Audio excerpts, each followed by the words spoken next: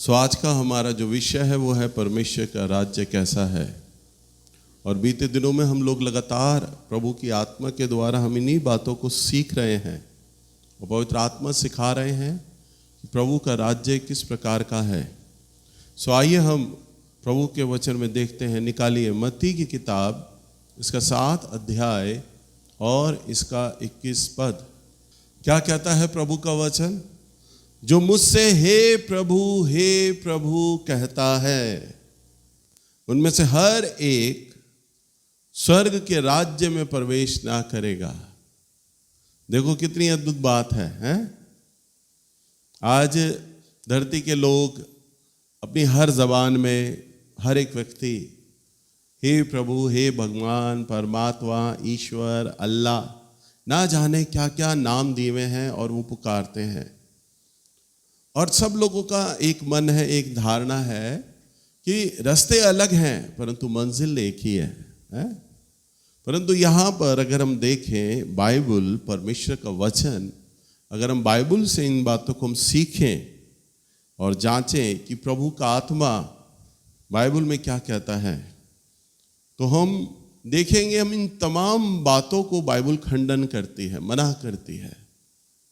और हम देखते हैं कि अगर हमने स्वर्ग जाना है, परमेश्वर के राज्य में जाना है, वारिस बनना है, अगर हम उसकी संतान बनना है, तो प्रभु ये कहता है कि उसका एक कंडीशन है, शर्त है। और वो कंडीशन क्या है कि परंतु वही जो मेरे स्वर्गीय पिता की इच्छा पर चलता है। हालेलुया। क्या कहता है वचन? जो व्यक्ति मेरे स्वर्गीय पिता की इच्छा पर चलता है। हे प्रभु कहने वाले नहीं।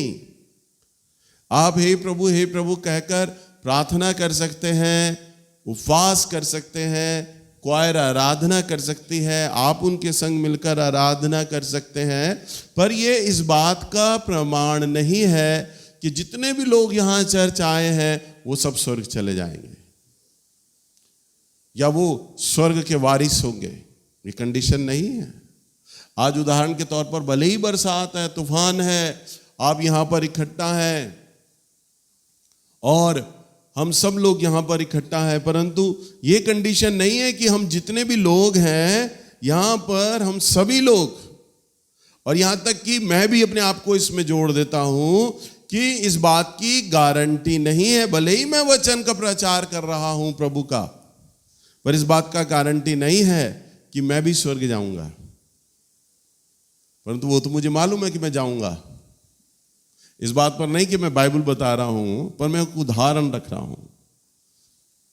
परंतु अगर हम इस बात को देखें, समझें कि पवित्र आत्मा के हृदय में क्या है, परमेश्वर के हृदय में क्या है, प्रभु ये कहते हैं सिर्फ वो व्यक्ति, उस व्यक्ति के जीवन से परमेश्वर प्रसन्न होता है जो स्वर्गीय पिता की इच्छा पर चलता है।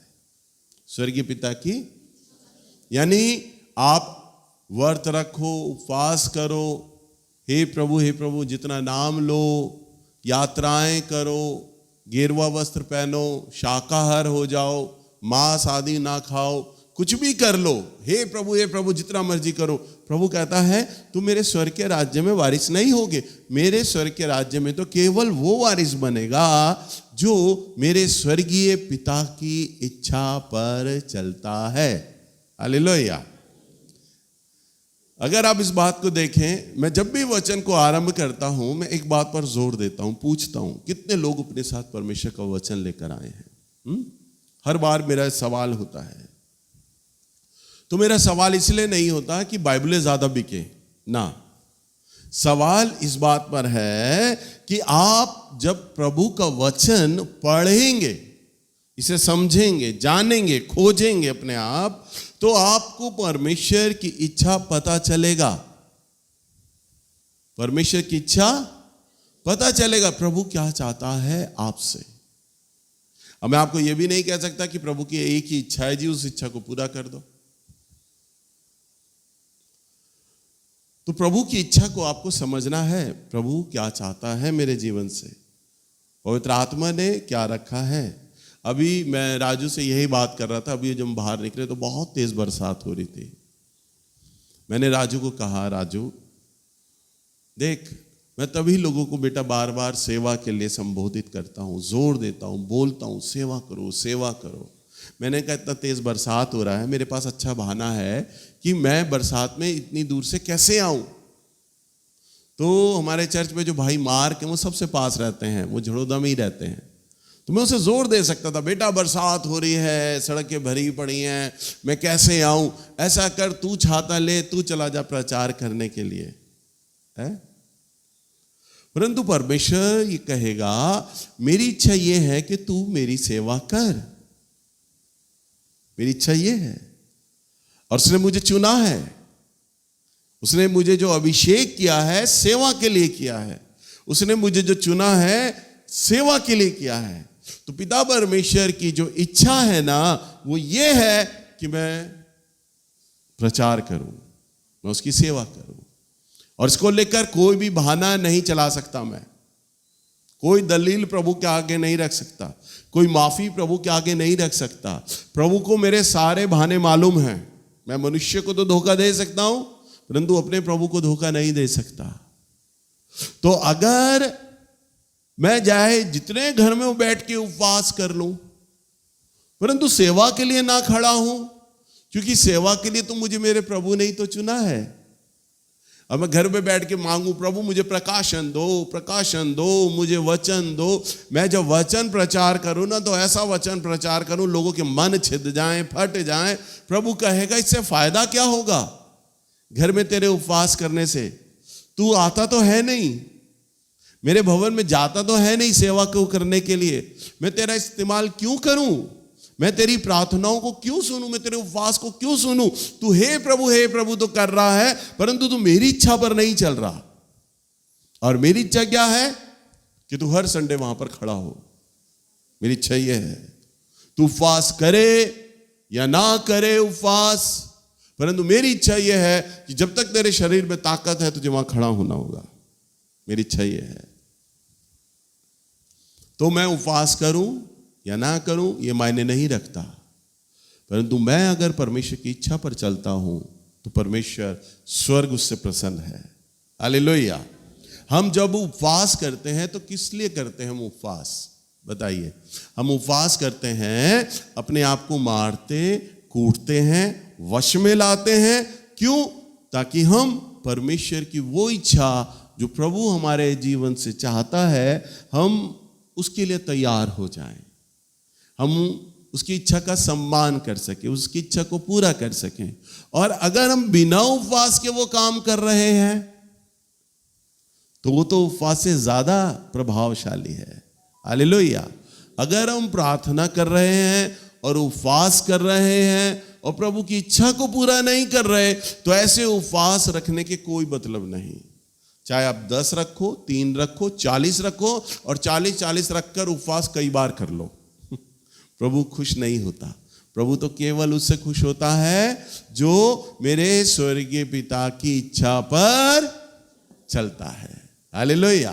तो जितने भी लोग यहां हैं, आप सब लोगों के लिए परमेश्वर की इच्छाएं हैं। आप लोगों की कई बार शिकायतें होंगी, सुनो जरा ध्यान से। कई बार शिकायत होती होगी, प्रभु के दास प्रॉफिट नवीन जोगी आए, उन्होंने हमारे लिए भविष्यवाणी क्यों नहीं करी? ये शिकायत होती होगी। ये होता होगा, हमारे लिए भविष्यवाणी अगर करी तो वो पूरा नहीं हुई कभी भी। और आप लोगों की ये शिकायत होती होगी, हमारे चर्च में लिए हमारे लिए कई बार भविष्यवाणी हुई है, प्रभु ने उन भविष्यवाणियों को पूरा नहीं किया। क्यों करेगा वो भविष्यवाणियों को पूरा आपके लिए? क्यों? क्योंकि आप उसको प्रसन्न तो करते नहीं, आप उसकी इच्छा पर चलते तो हो नहीं। मेरे लिए जीवन में जो जो भविष्यवाणी होती है ना, प्रभु ने तमाम भविष्यवाणियों को पूरा कर देता है। सारी भविष्यवाणियों को पूरा करता है, हर एक। अभी बीते दिनों में एक भविष्यवाणी प्रभु ने और पूरा किया है। अभी प्रभु के दास प्रॉफिट नवीन जोगी जो पहली बार हमारे चर्च में आए थे, कोविड से पहले आए थे, तो उन्होंने मुझे बोला था, भैया प्रभु कह रहा है आप साउथ कोरिया जाओगे, आप साउथ कोरिया जाओगे। और मेरे बेटे का जब यूथ सेमिनार हुआ था, जब आज से 2-3 साल पहले जब उसने यूथ सेमिनार किया था मेरे बेटे शानू ने, तो उसने मेरे लिए भविष्यवाणी करी थी कि पापा आप साउथ कोरिया जाओगे जुलाई के महीने में। कौन से महीने में? सन नहीं बोला था उसने, ये बोला जुलाई के महीने में जाओगे, प्रभु बोल रहा है। और ये वाला कौन सा महीना है? जुलाई। और मैं 14 तारीख को साउथ कोरिया जा रहा हूं। देखो ऐसे प्रभु भविष्यवाणी पूरी करता है। 15 दिन के लिए प्रभु मुझे ले जा रहे हैं, ऐसे प्रभु पूरी करता है भविष्यवाणी। ये हमारा प्रभु है। जब आप उसकी इच्छा पर चलते हैं, ये प्रभु पक्षपात नहीं करता, वो एक जैसा है। अगर आप भी उसकी इच्छा का सम्मान करेंगे, आप प्रभु की सेवा के लिए उपलब्ध होंगे, आप उसकी इच्छा पर चलेंगे, हे प्रभु नहीं करेंगे, तो वो आपके लिए सारी बातों को पूरा करता चलेगा। हम एक और वचन में देखते हैं पुराने नियम में, नीति वचन की पुस्तक 19 अध्याय और इसका 21वां पद। मनुष्य के मन में बहुत सी कल्पनाएं होती हैं, परंतु जो युक्ति यहोवा करता है वही स्थिर रहती है। हाँ, क्या कहता है वचन में लिखा? मनुष्य के मन में तो बहुत सी कल्पनाएं होती हैं। क्या? बहुत सी कल्पनाएं होती हैं, परंतु जो युक्ति यहोवा करता है वह स्थिर रहती है। हालेलुया।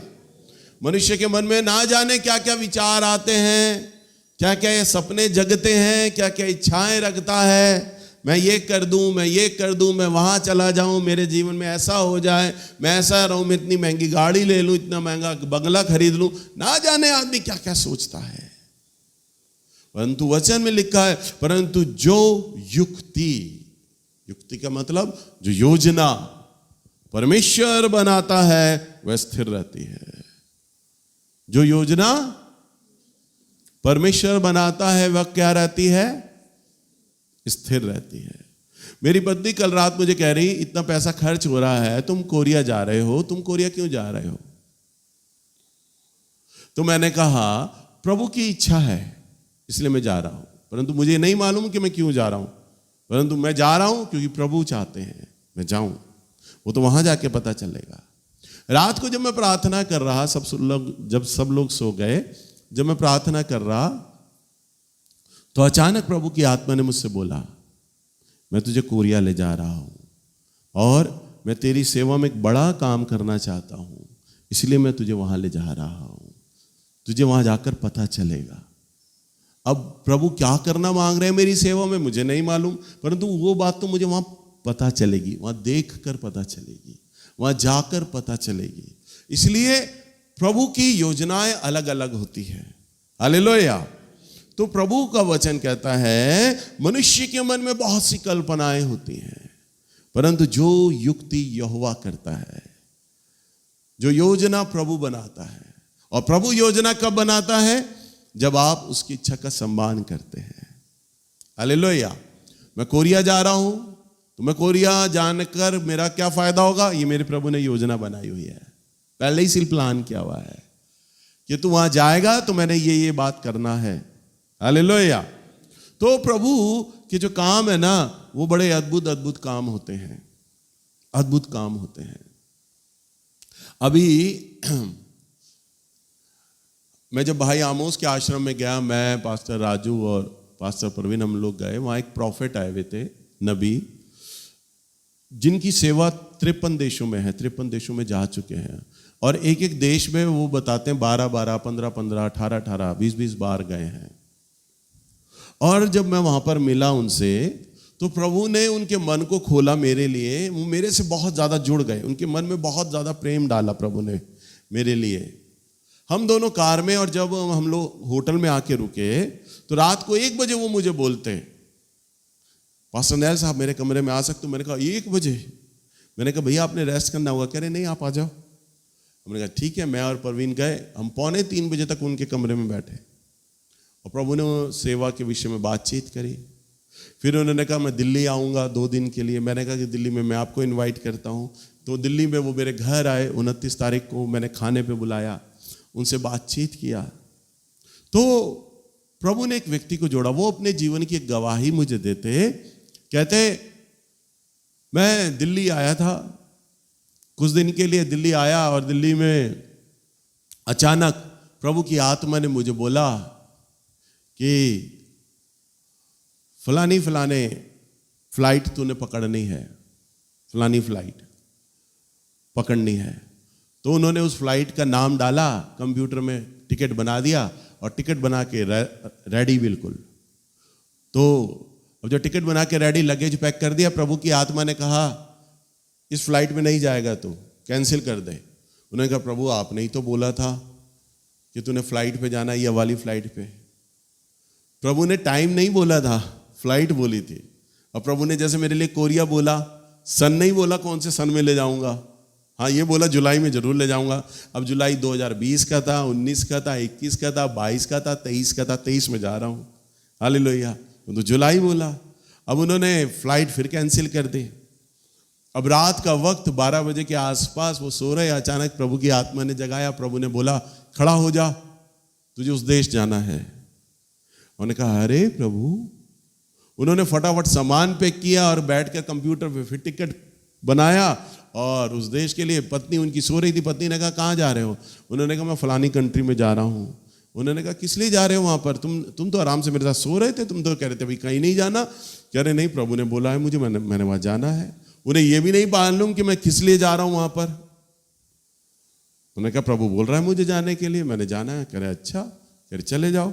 अब पत्नी को सोता हुआ छोड़ के कह रहे भैया मेरी बीवी सो रही है, मैं अपने एयरपोर्ट चला गया और एयरपोर्ट पहुंचा और अचानक वहाँ पर मैं बैठा हुआ था सोफे के पास और अचानक एक आदमी आया और वो गिटार लिए हुए था और तेज चलता हुआ आया और उस जैसे ही वो आके पास में बैठा, उसका गिटार मेरी कोनी से टच हुआ, एकदम से मेरा हाथ झंझना गया, जोर से चोट लगी।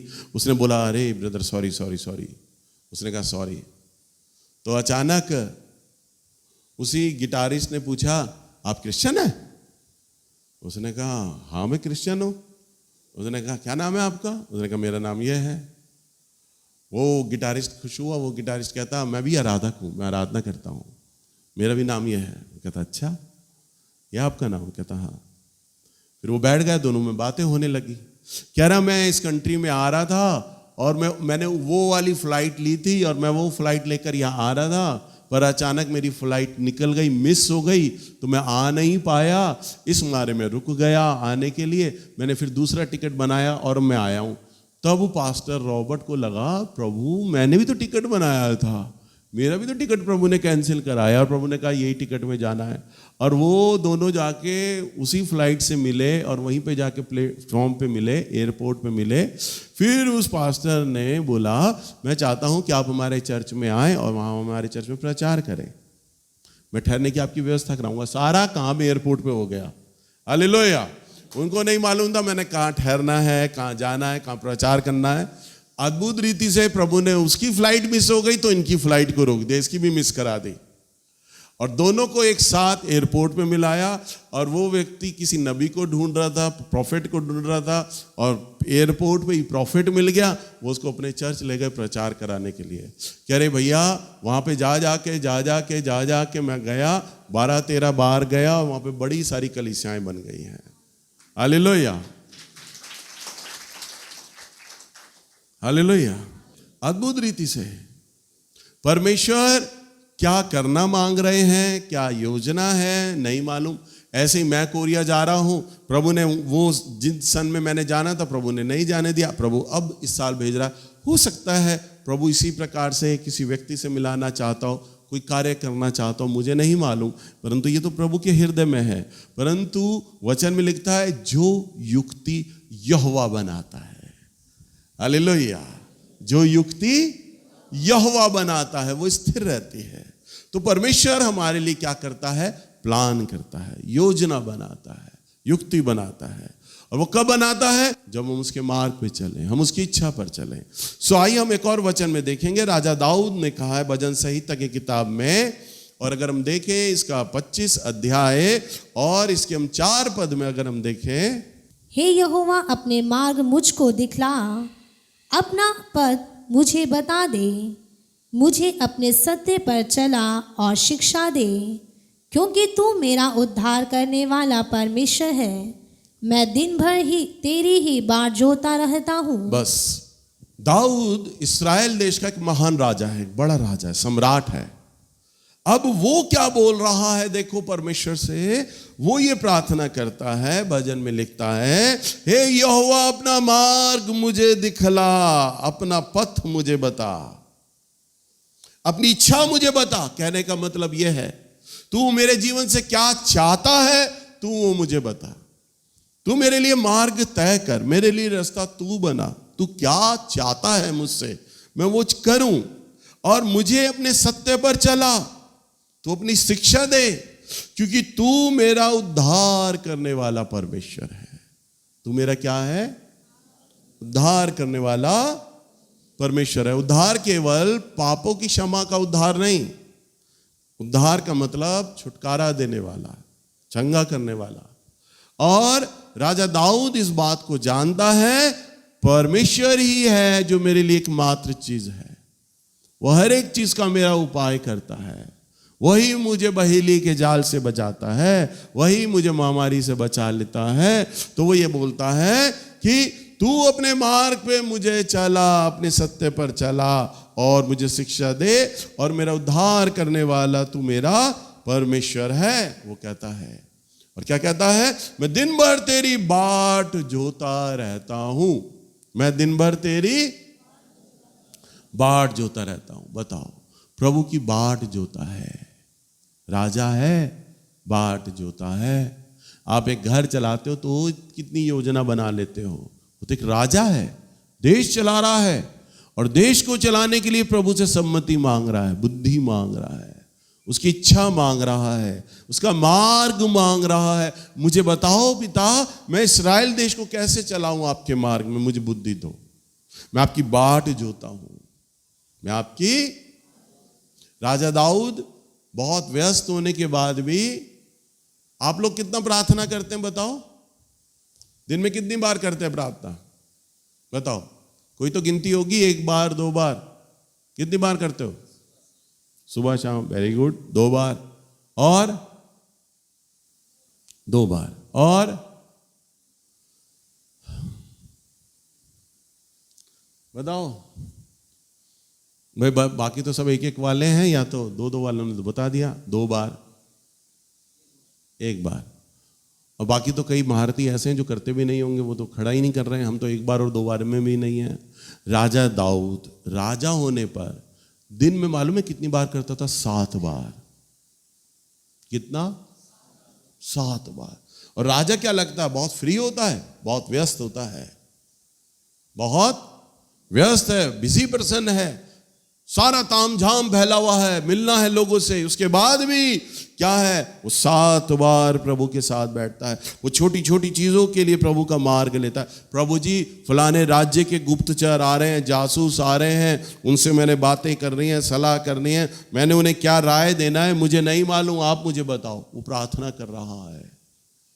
गुप्तचर अंदर बैठे हैं, बाहर उसका इंतजार कर रहे हैं, सैनिक ने रोक दिया। सैनिक, गुप्तचर कहते हैं, राजा किससे मिल रहा है? हमारा मिलना बहुत जरूरी है राजा से, हमारे देश पे हमला होने को है, हमें बहुत जल्द मिला दो, हम खबर लाए हैं। परंतु वो क्या कहता है? नहीं, अभी राजा जी प्रार्थना कर रहे हैं। गुप्तचर लोगों को लगता होगा पागल हो गया हमारा राजा, जब भी इससे मिलने आओ तो प्रार्थना प्रार्थना प्रार्थना। अरे परंतु बुद्धि तो अंदर दे रहा है परमेश्वर। हालेलुया। वो राय देगा गुप्तचरों को, तूने क्या कहना है, गुप्तचरों को क्या मिलना है, क्या कहना है, कौन सा राज्य का दुश्मन तुझ पर कब चढ़ाई करेगा, कैसे करेगा, वो सारी योजना मेरा परमेश्वर बना लेता है। और प्रभु उस पर कब प्रकट कर रहा है? जो वो दिन में 7 बार प्रार्थना करता है। कितनी बार? तो सोचिए, क्या आप राजा दाऊद से भी ज्यादा व्यस्त हैं, राजा दाऊद से भी ज्यादा बिजी हैं? 7 बार प्रार्थना करता है और कहता है, मैं दिन भर तेरी बाट जोता रहता हूं। 8वें पद में लिखा है, यहोवा भला और सीधा है, इसलिए वह पापियों का अपना मार्ग दिखलाएगा। 9, वह नर्म लोगों का न्याय की शिक्षा देगा। किन लोगों को? किन लोगों को? नर्म लोगों को, हाँ वह नर्म लोगों को अपना मार्ग दिखलाएगा। किसे अपना मार्ग दिखलाता है बताओ? किसे? किन पर अपनी इच्छा को प्रकट करेगा? नर्म लोगों पर। ये उसका कंडीशन है, नर्म। आप उपवास क्यों किस लिए करते हैं? प्रभु जी हम उपवास कर रहे हैं, तब परमेश्वर आपको उन प्रस्तुतियों में ले जाते हैं और आपके हठीलेपन को, आपके अहम को यानी ईगो को तोड़ते हैं। क्षमा रहित जो मन होता है वो तोड़ते हैं, कठोर भावनाएं होती हैं वो तोड़ देते हैं, घमंड से चढ़ी हुई आंखें जो होती हैं उन्हें तोड़ देते हैं। आपको डाउन करते हैं, नीचा करते हैं और नर्म करते हैं और नर्म करते हैं, करते चले जाते हैं। और वो कहते हैं जब तू नर्म होगा ना तभी मैं तुझे अपना मार्ग दिखलाऊंगा। क्योंकि घमंड से चढ़ी हुई आंखें और अहम से भरा हुआ मन ऊपर मैं अपने मार्ग को प्रकट नहीं करता। हालेलुया। इसलिए वो आपको क्या करेगा? नर्म करेगा। और जब नर्म करेगा ना तब वो अपना मार्ग आपको दिखलाएगा। हालेलुया। समझ पा रहे हैं?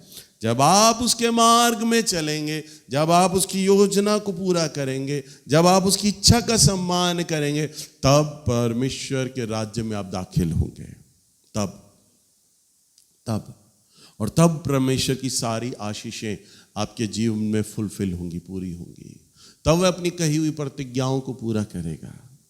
नहीं तो आप आते रहिए चर्च, मैं यूं ही प्रचार करता रहूंगा, परंतु वो तो अपने उन लोगों को देखता है जो नर्म है, जो मेरी इच्छा का सम्मान करता है, जो मेरी इच्छा पर चल रहा है, वो उनको खोजता है।